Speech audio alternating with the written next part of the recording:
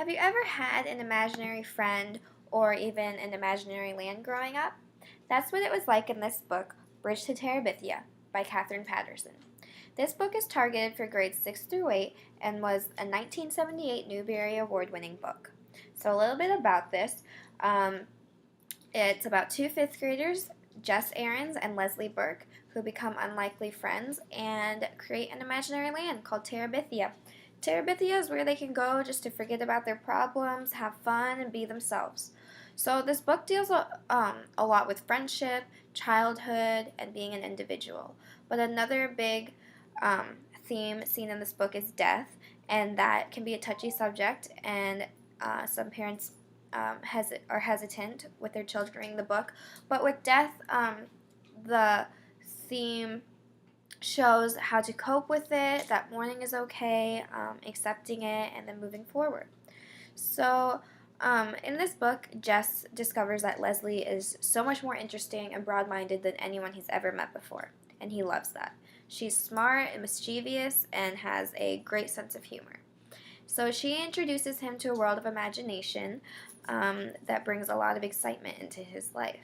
So, Katherine Patterson says that a story is very open ended and it's supposed to invite you into the story and for you to become a part of it. And then when you read the story a few years later, you may have a completely different meaning from the book. You may be in a different place, and what you got from it the first time you read it may be different from what you got the second time you read it. And that's exactly what happened for me when I read this in middle school versus when I read it now. I got two different messages, and it just depends on where you are in your life, and I think that's really powerful about a book.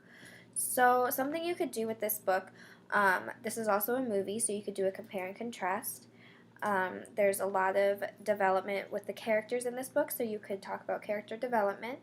This could also be a great read aloud and a literature circle.